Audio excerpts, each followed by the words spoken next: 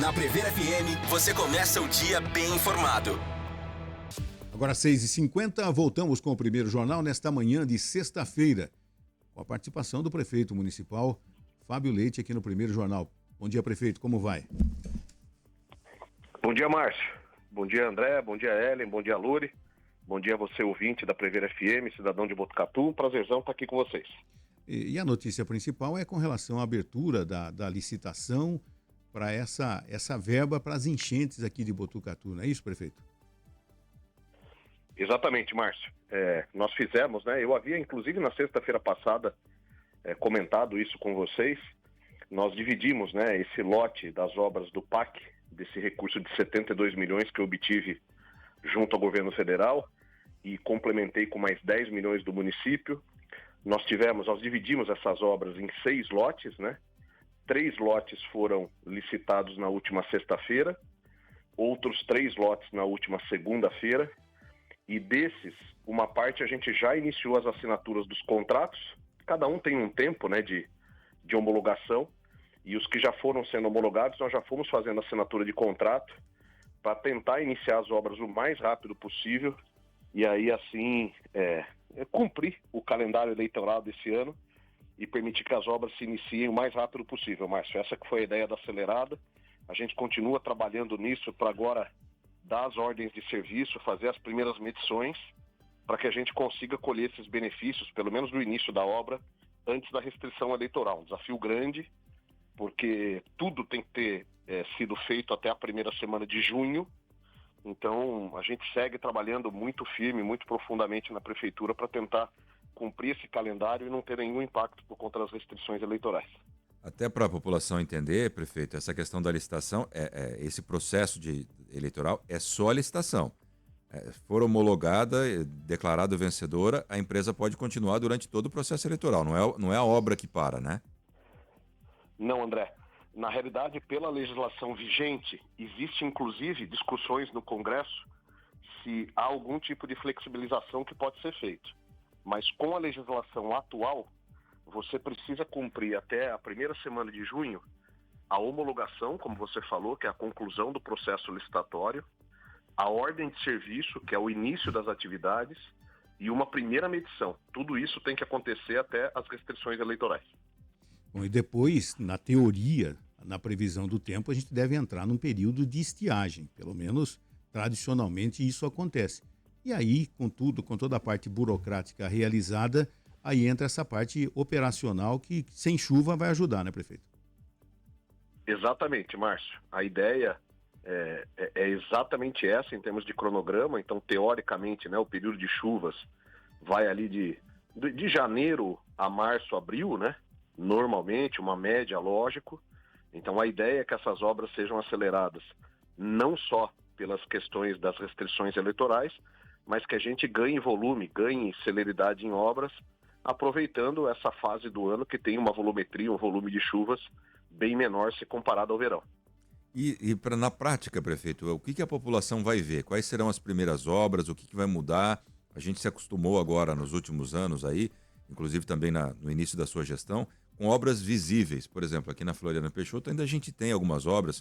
O senhor teve essa semana vistoriando ali como é que está o serviço. O que vai mudar visualmente no dia a dia da população a partir dessas primeiras licitações? André, como a gente fez a programação, a nossa ideia é que todos esses 6 lotes, esses 6 canteiros, como a gente fala, aconteçam simultaneamente. As obras são obras de drenagem, onde a gente fez a complementação de pavimentação. Vocês vão se lembrar disso, que eu comentava nos microfones da Prever, que toda intervenção de drenagem que nós fizermos pela prefeitura, nós também estamos incluindo a questão do recato, a questão do pavimento. Bom, esses lotes têm perfis muito distintos, apesar de ter o mesmo conceito de obra. Então vocês vão ver trechos onde as interações vão ser muito visíveis, por exemplo, Tenente João Francisco e Major Mateus. Então um dos lotes envolve a drenagem e a pavimentação da Tenente João Francisco e da Major Mateus, ruas que cruzam. É uma obra, lógico, até pelo local onde ela está, pela circulação de veículos, que vai ser muito visível, como foi Floriano, como está sendo rodoviária. Por outro lado, você tem trechos que são trechos de canal, trechos de rio, que tem um adensamento, tem uma quantidade de pessoas morando ou circulando menor, como, por exemplo, a continuidade ali do leito do Rio Perdão, chegando ali próximo à Vila Ema. Então são obras que vocês têm vamos dizer, uma visibilidade um pouco menor, por conta justamente do local onde elas serão desenvolvidas, né? Então você tem características distintas, André, mas a grosso modo todas serão obras muito tangíveis, né? Muito palpáveis pela população, e a gente conseguirá, à medida que elas forem evoluindo e demonstrando, e a população entendendo o significado de cada uma delas e principalmente os benefícios e a intenção que a gente tem de ir melhorando, de ir resolvendo as questões de drenagem na cidade, né? O ponto principal, eu fiz isso na minha postagem, de todos esses lotes, além do embelezamento lógico, além da pavimentação lógico, mas o objetivo principal dessas obras é um PAC de drenagem. É justamente para a gente ir preparando a cidade cada vez mais para esses eventos, que o Márcio, inclusive, repercute sempre, né? Que o município esteja preparado para essas questões climáticas, esses volumes de chuva mais acentuados. As obras têm esse objetivo, André. Prefeito, as obras da estação rodoviária, principalmente, aquele trecho lá, elas continuam dentro do cronograma? E em cima dessa pergunta, ontem até a cidade foi surpreendida, o Acontece também, o portal Acontece divulgou também, daquela espuma branca que tomou conta do Ribeirão ali, que surpreendeu muita gente também, né, prefeito? Sim, bom, as obras da rodoviária seguem. Eu essa semana fiz, inclusive, também uma postagem. Eu tô muito contente com a evolução daquela obra, Márcio. Para você ter uma ideia, eu estive lá, acho que foi terça ou quarta-feira, se minha memória não esteja falhando muito, mas a parte, vamos dizer, de rio, né, a parte dessa obra da rodoviária do leito do rio está praticamente pronta. As duas ruas que a gente tem ali atrás do Mendes e aqui que vai conectar o clube até a Vital Brasil, praticamente prontas, faltam só pavimentar, mas a base está pronta, ela já está salgada, que a gente fala, né? Já tem todo o material em cima para receber o asfalto. A rua em frente à rodoviária já está com a base pronta, ela precisa só ser salgada e daí pavimentada. E a gente já entrou na revitalização do trecho de baixo da Vital Brasil, fazendo canteiro central. Então, é uma obra que está evoluindo bastante e eu lembro, e gosto sempre de relembrar, né, a sua população. Eu vi alguns comentários essa semana na internet, essa obra tem 2 anos e não acaba. Não é verdade. Essa obra ela teve 3 grandes fases. Uma primeira fase com o nosso prefeito Pardini, que a parte mais palpável dela foi aquela ponte em frente ao clube, o alteamento que a gente fala, né, a levantada daquela ponte em frente ao clube. Depois ela teve uma segunda fase já na minha gestão, que começou com o Pardini, mas já na minha gestão, que foi a parte da Floriano, a drenagem por baixo da Floriano e aí até a revitalização da própria Floriano. E agora a gente entrou nessa terceira fase com recursos exclusivos do município para fazer toda essa parte de drenagem da frente da rodoviária, que conecta justamente a ponte a Floriano e também toda essa revitalização viária dessas ruas que eu falei. Mas é uma obra que vem evoluindo bem. Em relação à espuma, ontem acompanhamos muito de perto, até pela nossa Secretaria de Meio Ambiente, a nossa secretária Bianca e a Defesa Civil, sob a responsabilidade do Trombaco. A CETESB, não só a Polícia Ambiental, como também a CETESB, foram envolvidas. Me parece, eu vou receber esse laudo agora pela manhã, mas que o causador da questão da espuma já foi identificado, uma empresa ali da região. Me parece que o agente causador da espuma, que foi um derramamento de um determinado produto, também já foi identificado.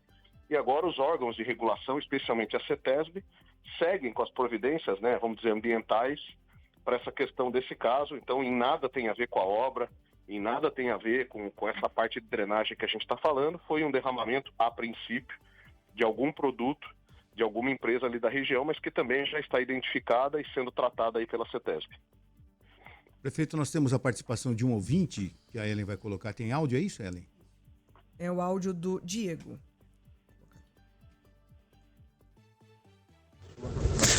Bom dia, prefeito. Bom dia a todos da rádio. Prefeito, falando de trânsito um pouquinho, vocês já pensaram, você e o pessoal responsável, na hipótese de proibir, como que eu posso dizer no seu termo correto, de cruzar, vamos dizer assim, as avenidas? Um exemplo, a Dom Lúcio. A Dom Lúcio tem cruzamentos que a gente está na avenida e pode cruzá-las, vamos dizer assim, não precisa acessar a rua paralela para cruzar, que deveria ser o correto, e tem cruzamentos que não. Na minha opinião, acho que deveria ser todos proibidos. Ah, você quer cruzar Dom Lúcio? Você tem que sair dela, ir na General Teles ou na Costa Leite, fazer a conversão por elas, né? Cruzar da maneira correta. Não tá na Dom Lúcio e simplesmente cruzar. Acredito eu que ajudaria bastante em algumas desatenções, alguns acidentes que acontecem por desatenções, que o motorista cruza e não vê o outro vindo, principalmente moto que está subindo ou descendo e o motorista está cruzando. Beleza? Abraços, bom final de semana, Diego. Seu Diego, ótimo dia para o senhor. Antes de mais nada, obrigado pela sugestão, pela colocação. Muito inteligente, inclusive, a colocação que o senhor fez. Eu diria, sendo muito transparente, muito honesto, né, como sempre fui nos microfones da Prever, a gente tem sim essas questões elencadas como possibilidades da questão de trânsito, além das outras iniciativas. Confesso de que, normalmente, intervenções como essa, a gente tem uma parte da população também que é bastante refratária, que é bastante contrária. Eu vou dar exemplo para o senhor, a Vital Brasil, que foi a última intervenção que a gente fez de trânsito, no sentido de dar mais fluidez à via. Nós proibimos o estacionamento dos lados laterais, né, da via por 2, 3 horas por dia. Se eu não me engano, é das 6 às 9 da manhã e das 4 às 7 da noite. Uma coisa assim, não estou muito enganado. E você tem uma parte da população que prefere não mudar o hábito, não mudar a sua cultura, não mudar a sua rotina, né? Mas, de qualquer forma, tecnicamente, para alguns trechos de grandes avenidas, como o senhor colocou, isso faz sentido, está no nosso radar. Mas existe sim, sendo, de novo, muito transparente, muito sincero com o senhor, essa pressão, vamos dizer, esse outro lado, de alguns motoristas, enfim, alguns cidadãos que não vão querer fazer esse retorno, né, que a gente chama, como o senhor bem exemplificou, em relação à General. Nesse momento, uma das medidas que a Semutran vem fazendo, e o senhor já vai perceber essas mudanças ali na Avenida Universitária, o senhor vai perceber ali na Avenida do Linhão dos Comerciários, o senhor vai perceber nas travessas da Rua Mano de Barros, o senhor vai perceber ali, perdão, na Vila São Luís, na Vila São Lúcio, ali próximo ao Bento Natel, na parte de baixo da Vital Brasil, vias que são de 2 mãos. Nesse momento a Semutran vai transformando em vias de mão única, também para dar essa fluidez no trânsito, também para evitar esse, entre aspas, conflito de veículos nessas vias. O que eu quero dizer com isso? Hoje, um trecho da Avenida Universitária, se o senhor rodar por ela, dos 2 lados da avenida o senhor pode ir e vir, o senhor tem a ida e a volta. Com essa mudança a gente vai ter uma mão só, então um lado da via vai, o outro lado da via volta. Um pouco parecido com o que o senhor falou, apesar de não ser especificamente da questão de um cruzamento. A mesma coisa na Rua Mando. Nós temos mais ou menos umas 6 ou 7 vias, especialmente ali na região do Lava Pés, que cruzam a Rua Mando, que vem ali da Cardoso de Almeida, da João Passos, e que cruzam a Rua Mando, e cada uma delas tem os 2 sentidos, as 2 mãos de direção. Então a gente vai ter agora só mão simples. Então uma rua desce, outra rua sobe, uma rua desce, outra rua sobe. Tudo isso tentando atenuar esses conflitos que o senhor fala de veículos e também para dar mais fluidez ao trânsito por conta dos estacionamentos e a própria circulação que acontece nesses locais. Prefeito, agradecemos mais uma vez a sua participação. Hoje bastante corrido para todo mundo. O prefeito tem outros compromissos daqui a pouco também. Agradecemos, um bom final de semana e até a semana que vem, prefeito. Eu que agradeço, Márcio, o canal e a oportunidade. Um ótimo dia a todos vocês. Tenham todos uma ótima sexta-feira, abençoado final de semana. Fiquem todos com Deus. Você ouviu Primeiro Jornal Prever FM.